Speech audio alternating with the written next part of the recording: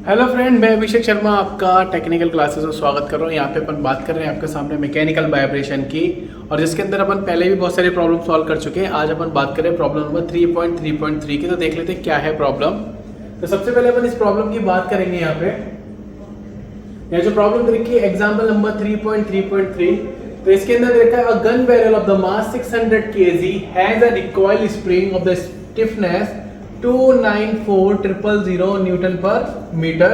If the barrel recoil 1.3 metres on the firing determine, यानी कि 1.3 उसकी रिकॉइल होती है, जैसे स्प्रिंग होती है कंप्रेस होकर जब फायर होती है तो 1.3 मीटर तक कंप्रेस होती है। तो सबसे पहले बोला उसने कि the initial recoil velocity of the barrel, उसने बोला है कि आप B0 की वैल्यू बता दीजिए, इनिशियल वेलोसिटी कितनी होती है। ये आपकी एक तरीके से देखा जाए तो मैकेनिक्स की प्रॉब्लम है ऊपर वाली, कि जिसके अंदर आपसे वेलोसिटी पूछी जा रही है। सेकंड चीज नोटिस करेंगे द क्रिटिकल डैम्पिंग कोएफिशिएंट यानी कि CC of the dashboard which is the engage at the end of the recoil stroke.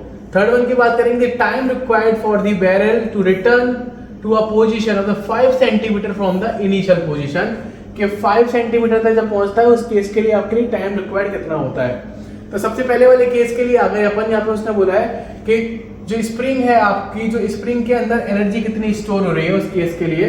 तो आपको पता है कि इसकी स्टिफनेस दे रखी है और ये आपका x तक आपकी कंप्रेस हो जाती है। तो उस केस के लिए बना ना हाफ kx², जो आपकी एनर्जी है अपन u से रिप्रेजेंट कर सकते हैं। तो 1/2 k की वैल्यू दे रखी है 294,000 मल्टीप्लाई x की वैल्यू आपको 1.3 का स्क्वायर।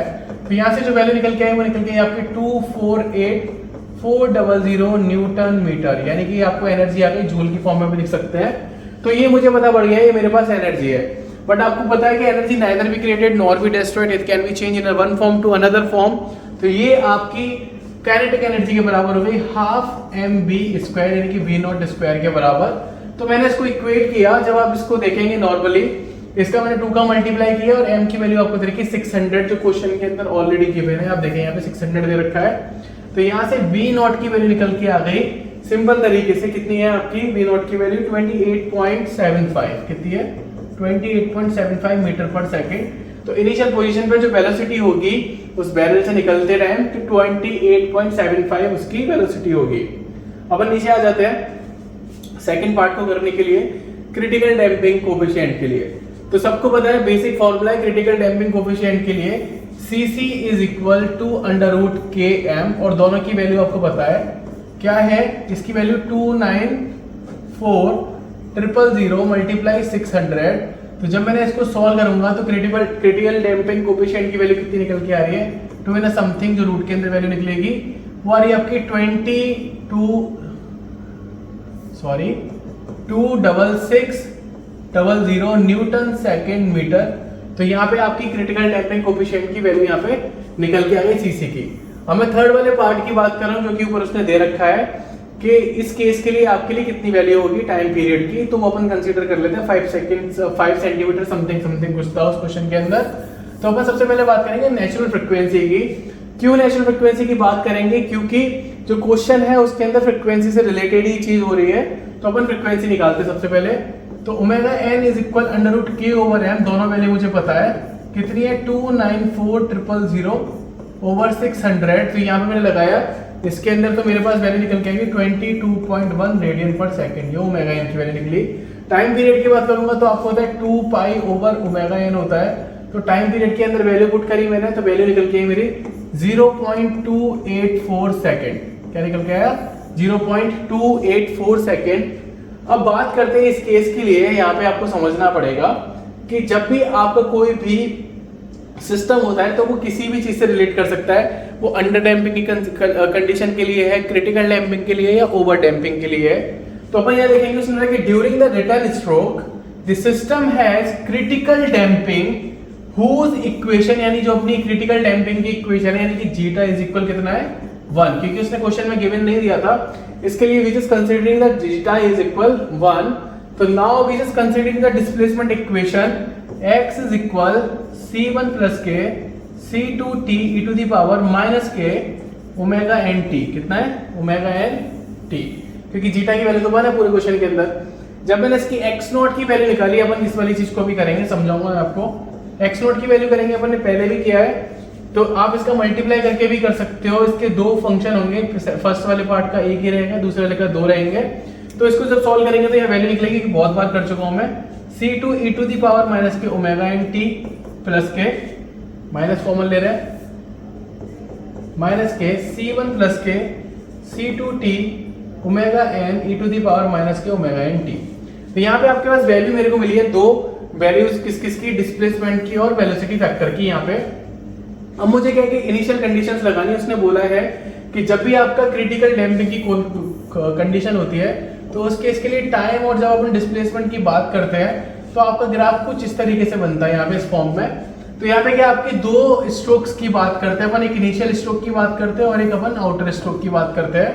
तो यहाँ पे जब अपन बात कर रहे हैं इस कंडीशन के अंदर कि आपका जो आउटवर्ड स्ट्रोक होता है वो आपकी इनिशियल कंडीशन का 1/4 अपन कंसीडर करते हैं। यहाँ पे थ्योरी के अंदर मेंशन रहता है दिस इज आउटवर्ड स्ट्रोक।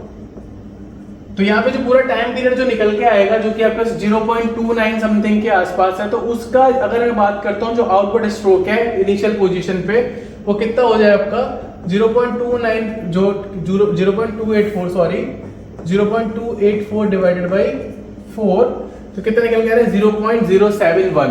अब आपका जो बाहर वाला है उसको अपन कंसीडर करेंगे, वो कैसे निकलेगा तो आप देखेंगे यहाँ पे मेरे पास दो इक्वेशन निकल के आ गई, एक डिस्प्लेसमेंट की और एक निकल के आ गई आपके पास वेलोसिटी की। तो नीचे चलते हैं।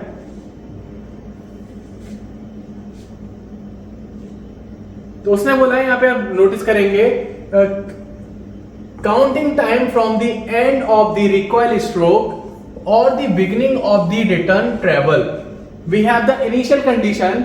अगर मैं बात करता हूं तो उसमें क्या होता है कि जब वो कंप्रेस होती है उस कंडीशन पे तो आपकी x की वैल्यू t0 होता है, उस केस के लिए 1.3 रहती है और सबको पता है उस केस के लिए आपकी जो वेलोसिटी है वो कितनी रहती है 0। तो जो आपकी इक्वेशन थी कि x is equal c1 plus K c2t e to the power minus K omega N T और x नॉट की वैल्यू थी जो मैंने अभी लिखी थी आपके सामने c2 e to the power minus K omega N T minus K c1 plus K c2t omega N e to the power minus K omega N T. तो इसके अंदर मुझे अब क्या करना है, आपको फंक्शंस की वैल्यूज पुट करनी है। तो आप नोटिस करेंगे जब मैंने पहली कंडीशन पुट करी x की वैल्यू मैंने 1.3 रख दी, c1 मेरा c1 रह गया, ये 0 हुआ, e टू दी पावर 0.1 तो c1 की वैल्यू मेरे पास 1.3 निकली जो आप यहाँ देख सकते हो। तो दूसरे वाले फंक्शन के अंदर मैं बात कर रहा हूँ यहाँ पे क्या होगा, इसकी वैल्यू 0 हो गई, इस फंक्शन के अंदर मैं 0 पुट करूंगा तो c2 ही आएगा, माइनस के c1 की वैल्यू आपको पता है कितनी है मेरे पास 1.3 प्लस के ये 0 हो गया और e टू दी पावर 0 तो वो 1 हो गया मेरे पास, तो ये 1.3 निकल के आया। ओमेगा एन की वैल्यू यहाँ पे कंसीडर करेंगे तो वो यहाँ पे ओमेगा एन को कंसीडर कर लेगा। तो अब आपके पास जो वैल्यू निकल के आ रही है c2 is equal 1.3 omega N की वैल्यू मैंने ऊपर निकाली थी, आप उसका मल्टीप्लाई करेंगे तो आपके पास 28.8 वैल्यू निकलेगी। जब मैं इसको डिस्प्लेसमेंट की इक्वेशन में रखूंगा तो मेरे पास इक्वेशन निकल के आएगी x इज इक्वल 1.3 प्लस के 28.8 t e to the power minus K 22.1 t। तो जब आपको ये इक्वेशन मिल गई तो मैं इसके थ्रू क्या कर सकता हूं, डिस्प्लेसमेंट को काउंट कर सकता हूं 5 सेंटीमीटर तक। तो देखते हैं जो इक्वेशन थी मेरे पास मैंने उसको लिख लिया इस फॉर्म में जो मैंने अभी ऊपर बताई थी। इक्वेशन को मैं थोड़ा नीचे कर देता हूं जिससे कि आपको थोड़ा सा दिखाई दे। ये मैंने इक्वेशन लिख रही है आपको। तो आप यहां देखेंगे कि डिस्प्लेसमेंट को कंसीडर कर रहे हैं अपन, किसको, डिस्प्लेसमेंट को। तो सबसे पहले उसने क्या कि उसको कुछ पार्ट में तोड़ दिया है, किसको तोड़ दिया है, कुछ पार्ट्स में। तो आप देखेंगे सबसे पहले आपको दिखाई दे रहा है 28.8 t को लिख लिया यहाँ पे। फिर उसने क्या कर लिया, इस 28.8 के अंदर 1.3 को ऐड कर लिया। फिर उसके बाद उसने क्या किया, e to the power minus 22.1 into T को लिख लिया और फिर क्या अपन x की वैल्यू निकालेंगे।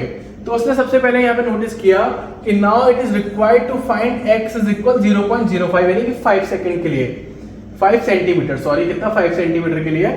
तो सबसे पहले मैंने रखा 0.01 के लिए कितना डिस्प्लेसमेंट निकलता है अपन कंसीडर कर रहे हैं। तो अपन ने देखा कि यहाँ नोटिस करोगे कि सबसे पहले 28.8 के अंदर मैंने मल्टीप्लाई किया टाइम का तो 2.88 निकला।